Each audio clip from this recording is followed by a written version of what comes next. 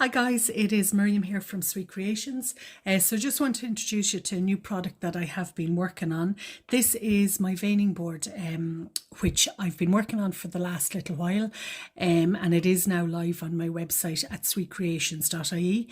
So with this veining board, I've been designing it with very fine work in mind. So your 30 gauge, 33, 35 gauge wires, all those little wires that you don't want a big vein at the back of the leaf or the petal, whatever you're making. So what I've done is I've come up with this board here which has got different depths and lengths of veins on it. So you'll go from this one here is the longest, which is about 1.5 inches, right around to the shortest one that's here is about 1/2 inch in depth, and they're quite or in length, and they're quite shallow as well. So they're just give you a really nice vein at the back of the leaf or the petal. So I'll just show you how I use it. If you haven't done any wired leaves or petals before, I just said I'd show you how to use it. So the first thing that I do with any new board, you need to kind of condition it a little small bit. So I just take a small little bit of Trex or Crisco white vegetable fat and just rub that onto the board so it conditions it and your paste won't stick to it then. Then what I do is I'm using sugar flour paste, but this will equally work with cold porcelain. Take a little small piece of paste and I just knead it in my hand just to warm it up. It's particularly cold here at the moment, so sometimes you have to knead it for a little bit longer, but it just depends on your conditions. So you knead it until you start to get a little bit of stretch in the paste. We've got our board conditioned with our little bit of Trex, or you can use corn flour. I prefer to use the white vegetable fat.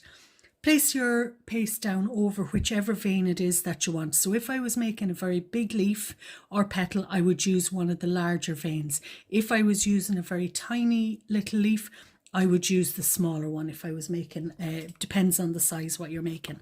Then pin the paste out over the vein without moving the paste, don't turn it or move it. So pin the paste right out over it on top, and I know my vein is up roughly up the center of where my leaf is going to be. When I lift that off, then the board has given me that little vein right up along the where I'm going to cut my leaf from, or petal, whatever you're making. I just have a universal cutter here, so I'm just going to cut that out, making certain that the vein is up the center of the cutter. Cut that out, take off any of your excess, and any of that excess paste, then you'll put that back into your pot so it doesn't dry out and it's ready to make the next one. When we lift that off the board, then we have that vein going up roughly up the center. We will rub this little bit out, roughly up the center of it. Then what I do is I'll take a 30 gauge wire, which I've cut into about, my length of wire I've cut in about 4 or 5, depending on the sizes that I'm using. Then what I do is I dip the wire in a little bit of edible glue, which I also sell. I also make my own edible glue and sell that.